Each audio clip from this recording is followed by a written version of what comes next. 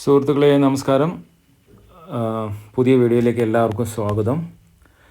ഇന്നലെ ഞാനൊരു വീഡിയോ ചെയ്തിരുന്നല്ലോ, നമ്മുടെ കൊയിലാണ്ടിയിൽ ആനയിടഞ്ഞതും 3 പേർ മരണപ്പെട്ടതും 30-ലേറെ പേർക്ക് പരിക്ക് പറ്റിയതുമായി സംബന്ധപ്പെട്ട്. ഇന്ന് പ്രിൻസിപ്പാൾ ചീഫ് ഫോറസ്റ്റ് കൺസർവേറ്റർ ട്രിവാൻഡ്രത്തിൻ്റെ റിപ്പോർട്ട് വന്നു. ആ റിപ്പോർട്ട് ഞാനൊന്ന് വായിക്കാവേ. സബ്ജക്റ്റിൽ പറയുന്നത്, കൊയിലാണ്ടി ശ്രീ മണക്കുളങ്ങര ഭഗവതി ക്ഷേത്രത്തിൽ ആന ഇടഞ്ഞ് 3 മരണം. First information report. വൈകിട്ട് 6 മണിയോടെ തിടമ്പ് ഏറ്റി എഴുന്നള്ളിക്കാൻ തുടങ്ങുന്ന സമയത്ത് ആനകൾ നിൽക്കുന്ന സ്ഥലത്തിൻ്റെ മുമ്പിലായി പടക്കം പൊട്ടിച്ചതിനാലാണ് ആന വരേണ്ടതെന്ന് മാധ്യമങ്ങൾ കാണിച്ച വീഡിയോയിലൂടെയും ആനയുടെ പാപ്പാൻ്റെ മൊഴിയിൽ നിന്നും പരിസരവാസികളുടെ ചോദിച്ചറിഞ്ഞതിൽ നിന്നും വ്യക്തമാണ്. പീതാംബരൻ എന്ന ആന പടക്കത്തിൻ്റെ ശബ്ദം കേട്ടതോടെ വിരണ്ട് ഗോകുൽ എന്ന ആനയെ കുത്തുകയും കുത്തേറ്റ ഗോകുൽ ആന ക്ഷേത്രത്തിൻ്റെ സമീപത്തുള്ള പഴയ കെട്ടിടത്തിൽ തട്ടുകയും കെട്ടിടത്തിൻ്റെ ചുമരും മേൽക്കൂരയും തകരുകയും കെട്ടിടത്തിൽ ഉത്സവം കാണാനായി ഇരുന്ന ജനങ്ങളുടെ മേൽ കല്ലും ഓടുകളും തകർന്നു വീണുമാണ് 3 പേർക്ക് ജീവഹാനി സംഭവിച്ചതും നിരവധി പേർക്ക് പരിക്ക് പറ്റിയതും. ഗോകുൽ എന്ന ആനയ്ക്ക് പീതാംബരൻ എന്ന ആനയുടെ ആക്രമണത്തിൽ പരിക്കേൽക്കുകയും ഇടഞ്ഞ 2 ആനയുടെ പാപ്പാന്മാർ തളയ്ക്കുകയും തുടർന്ന് ആനയെ തിരികെ കൊണ്ടുപോവുകയും ചെയ്തിട്ടുണ്ട്.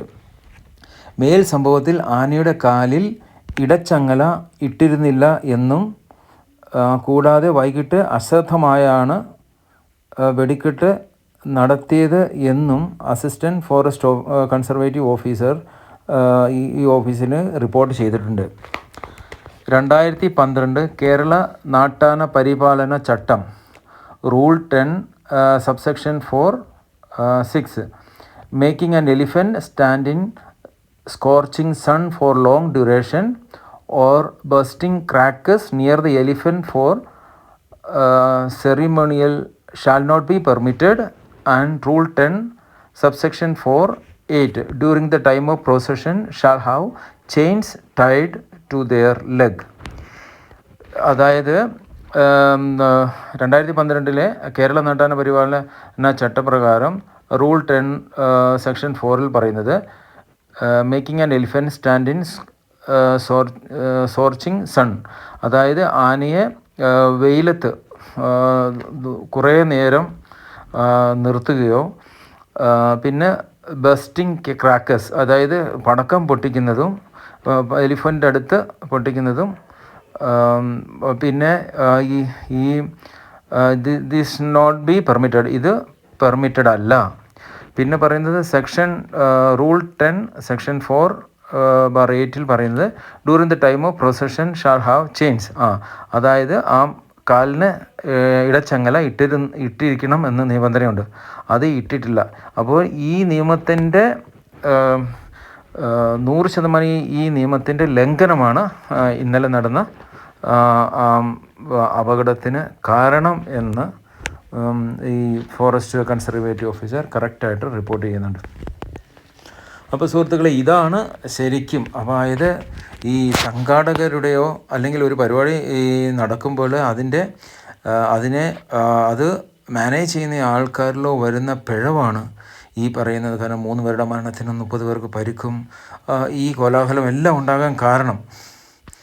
അപ്പോൾ ഒന്ന് നമ്മൾ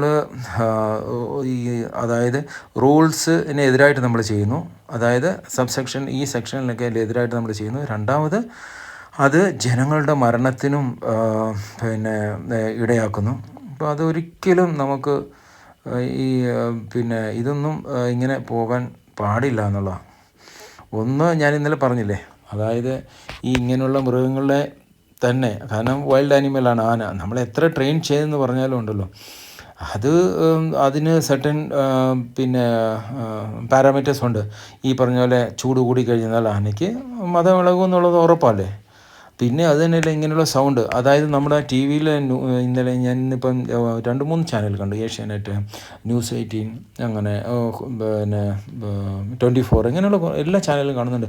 അതായത് കണ്ടിന്യൂസ് നമ്മൾ പടക്കം പൊട്ടിക്കുമായിരുന്നു, കണ്ടിന്യൂസ് പടക്കം പൊട്ടിക്കും. അപ്പോൾ ആർക്കായാലും അതൊരു ബുദ്ധിമുട്ടുണ്ടാകും. അപ്പം മൃഗങ്ങളുടെ കാര്യം പറയാനുണ്ട്.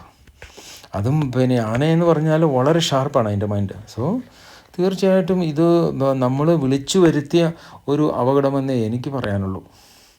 അപ്പം ഞാൻ ഇന്നലെ ആ ന്യൂസ് ഇട്ടിരുന്നുകൊണ്ടാണ് സുഹൃത്തുക്കളെ ഇന്ന് വന്ന റിപ്പോർട്ട് ഞാൻ വായിക്കാൻ. അപ്പം എല്ലാവരും കേൾക്കുക. നിങ്ങളുടെ ഫീഡ്ബാക്ക് നിങ്ങൾ തീർച്ചയായിട്ടും എഴുതി അറിയിക്കുക. അതുപോലെ തന്നെ ഇനിയെങ്കിലും, അതായത് നമ്മളാണെങ്കിലും ഇങ്ങനെ ഒരു അമ്പലത്തിലോ അല്ലെങ്കിൽ പള്ളിയിലോ അല്ലെങ്കിൽ ഇങ്ങനെ ഒരു പരിപാടിക്ക് പോകുമ്പം നമ്മൾ ഇപ്പം അവിടെ നിയമം തെറ്റിച്ച് നടക്കുന്നെങ്കിൽ നമ്മൾ അകലം പാലിക്കാമെന്ന് മാത്രമേ നമ്മുടെ ജീവൻ്റെ രക്ഷ എന്ന് പറയുന്നത് നമ്മൾ തന്നെ ചെയ്തേ പറ്റൂ. കാരണം ഒരു ഗവൺമെൻറ്റും ഒരു സുരക്ഷാ ഏജൻസിയോ ആർക്കും ചെയ്യാൻ പറ്റില്ല.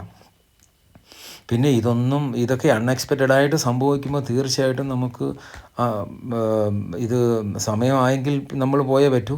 എങ്കിലും പിന്നെ അവരുടെ കുടുംബത്തിന് പറ്റിയ തീർച്ചയായിട്ടും നമ്മളെല്ലാവരും ആ കുടുംബത്തിനോടൊപ്പം